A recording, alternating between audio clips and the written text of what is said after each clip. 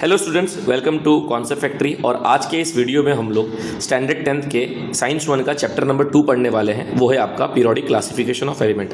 सो बच्चों, पीरियोडिक क्या होता है ये आज के वीडियो में मैं आपको सिखा दूंगा। क्लासिफिकेशन क्या होता है ये भी सिखा दूंगा। बट एलिमेंट एक ऐसा वर्ड है जो आप पहले से पढ़ते आ रहे हो। आपने 8th स्टैंडर्ड और 9th स्टैंडर्ड में भी पढ़ा था कि इस दुनिया के हर एक चीज़ किसी ना किसी एलिमेंट से बनी हुई है। ओके, सो एलिमेंट आपने कितने पढ़ा था अभी तक? 20 एलिमेंट्स। और 10th स्टैंडर्ड में भी आपको एक 20 से 30 एलिमेंट्स का इंफॉर्मेशन या नॉलेज होना चाहिए। बट क्या आज के करंट टाइम में सिर्फ 20 एलिमेंट्स ही निकले हैं क्या? नहीं, आज के टाइम में टोटल 118 एलिमेंट्स निकल चुके हैं। क्या 18th सेंचुरी में भी 118 एलिमेंट्स के बारे में लोगों को पता था? नहीं। तो सर उस समय कितने एलिमेंट्स निकले थे और उसको फिर किसने क्लासीफाई किया? क्यों ज़रूरी है क्लासीफाई करना? अगर मैं कहूँ कि उस टाइम पे 20 से 30 एलिमेंट्स ही डिस्कवर हुए थे, तो इनको समझने के लिए, इनकी प्रॉपर्टीज़ को समझने के लिए, इनकी केमिकल प्रॉपर्टीज़ क्या है, फिजिकल प्रॉपर्टीज़ क्या है, इनका मेल्टिंग पॉइंट क्या है, ये किसकी तरह सिमिलर दिखते हैं, यस, तो उसे क्लासीफाई करना ज़रूरी था ताकि लोगों को आसानी से समझ सकें ये 30 एलिमेंट्स के बारे में। Okay, so this is the word जिसका मतलब है क्लासिफिकेशन। ये जो मैंने अभी एक्सप्लेन किया दैट वाज क्लासिफिकेशन। एलिमेंट मतलब इस दुनिया की हर एक चीज़ किसी ना किसी एलिमेंट से बनी है। जैसे ऑक्सीजन हो गया, नाइट्रोजन हो गया, कार्बन हो गया, हाइड्रोजन हो गया, हीलियम हो गया, लिथियम हो गया, ये सब आपने पढ़ा है।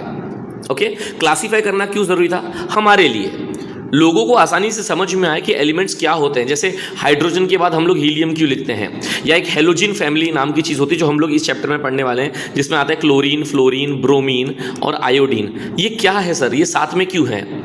ओके, क्योंकि ये सेम पैटर्न दिखाते हैं, ये सेम केमिकल प्रॉपर्टीज दिखाते हैं, इसलिए उसको बोलते हैं पीरियोडिक।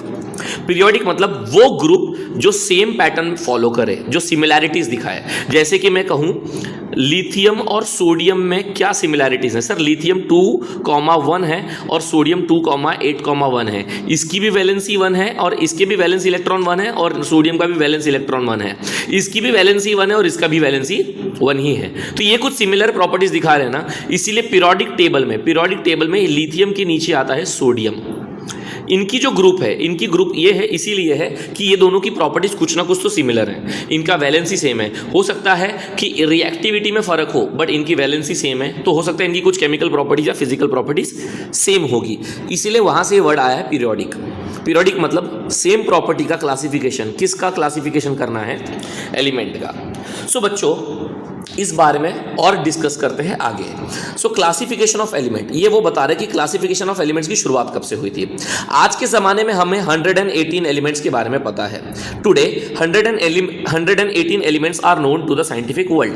बट पहले के टाइम पे यानी 1800 यानी 18th सेंचुरी में सिर्फ 30 एलिमेंट्स ही पता थे लोगों को। अब 30 एलिमेंट्स पता थे तो लोगों ने उसको समझने की क्या कोशिश की? उस समय वो कौन सा साइंटिस्ट था जिसने इसको क्लासिफाई करने का ट्राई किया? ओके, और समय के साथ साथ नए नए एलिमेंट्स का डिस्कवर होता गया और आज हम 30 से 118 पर आ चुके हैं। क्या हमारा रिसर्च खत्म हो चुका है? नहीं, रिसर्च अब भी जारी है। कुछ नए नए एलिमेंट्स का डिस्कवरी हो रहा है डेली बेसिस पे। तो चलिए हम सबसे पहले स्टार्ट करते हैं हमारे ड्रोबेनियर ट्रायड्स के बारे में। देखो, मैं आपको इन शॉर्ट बता देता हूँ कि कितने साइंटिस्ट थे। ओके, सबसे पहले आप ड्रोबेनियर के बारे में पढ़ोगे, उसके बाद न्यूलैंड सर के बारे में पढ़ोगे, उसके बाद आप मेंडेलीव सर के बारे में पढ़ोगे और उसके बाद हेनरी मॉसले के बारे में पढ़ोगे।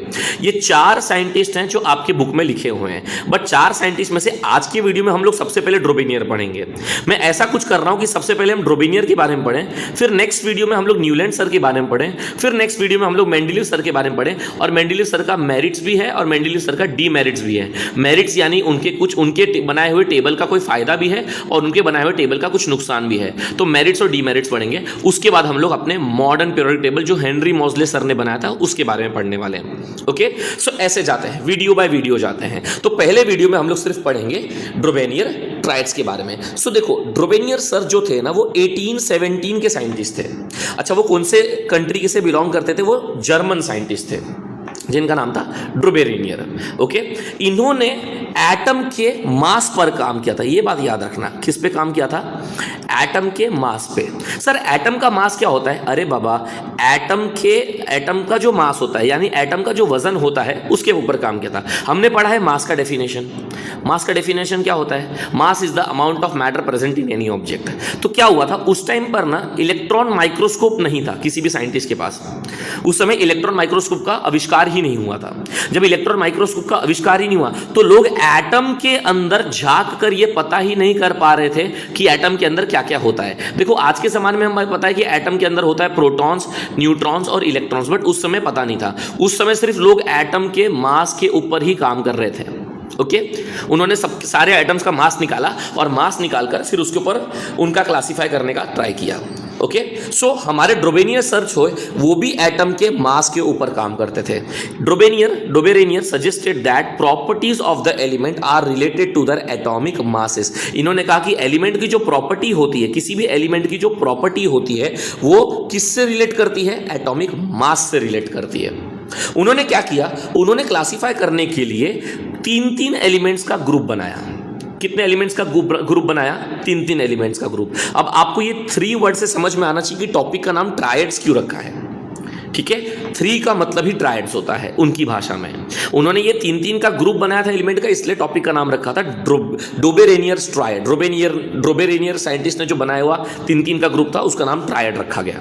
ओके, अच्छा, ये 3 एलिमेंट में कोई खास बात थी क्या? हाँ, खास बात थी, इनकी सिमिलर केमिकल प्रॉपर्टीज थी। इनकी केमिकल प्रॉपर्टीज क्या थी? सिमिलर थी। मतलब उन्होंने जो 3 एलिमेंट लिया, मैं एग्जांपल लेता हूं, उन्होंने लिया सोडियम, लिथियम, सोडियम और पोटेशियम। इन तीनों में क्या खास बात थी? इन तीनों की केमिकल प्रॉपर्टी सेम थी, इसलिए इनका ग्रुप बनाया और इनका नाम रखा था ट्रायड्स। ओके, ऐसे एक ट्रायड्स नहीं बनाए थे, ऐसे बहुत सारे ट्रायड्स बनाए थे।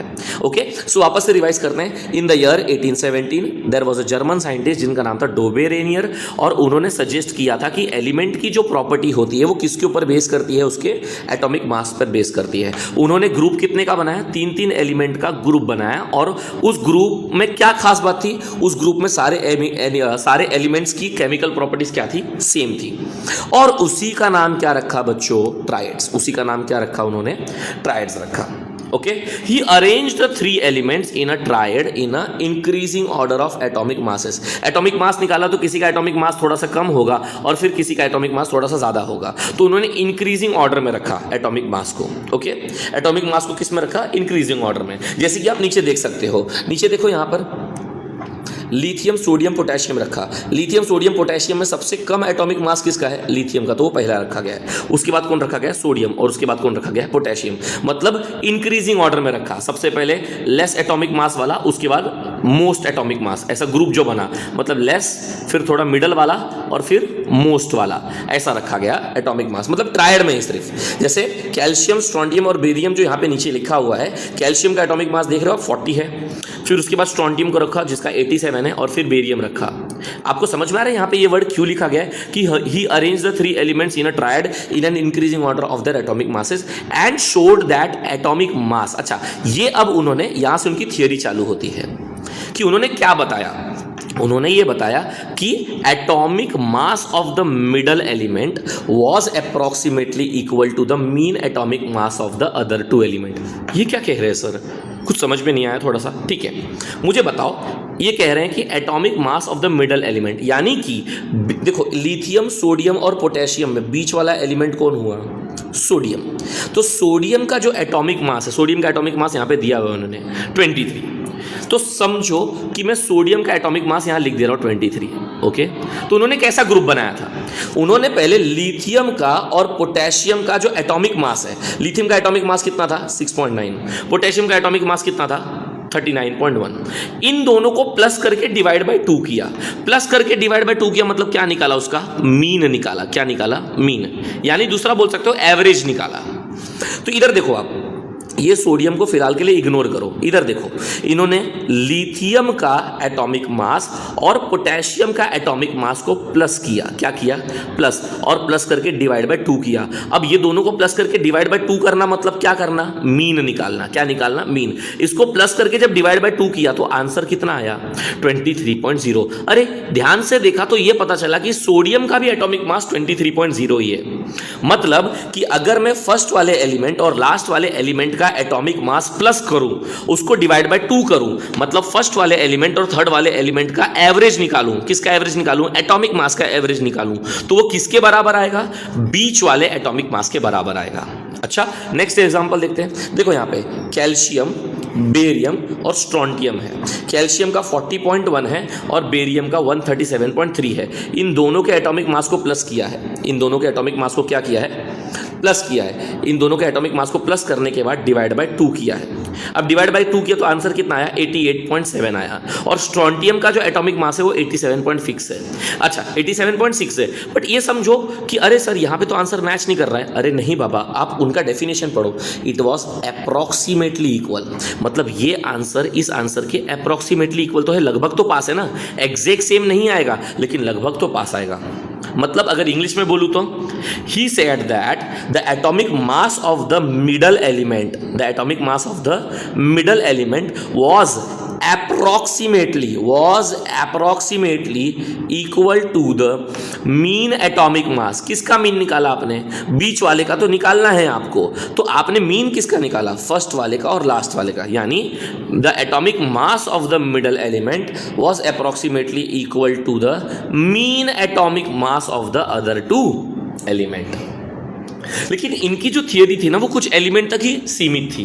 इनके कुछ लिमिटेशंस थे, है ना। कुछ एलिमेंट्स का अप्रॉक्सीमेटली इक्वल तो आ जा रहा था। देखो यहाँ पे 81.2, यहाँ पे 79.9 है। ये भी एक बार के लिए ठीक है, लेकिन बहुत सारे ऐसे एलिमेंट थे जिसका ये मीन निकालने पे आंसर सेम नहीं आ रहा था। मतलब इनकी ट्रायड्स वाली जो थियरी थे वो किसी एलिमेंट पे वर्क करती थी और किसी एलिमेंट पे वर्क नहीं करती थी। इसीलिए समय के साथ साथ जैसे जैसे नए एलिमेंट्स का डिस्कवर होता गया, इनकी थियरी भी क्या होती गई? फेल होती गई।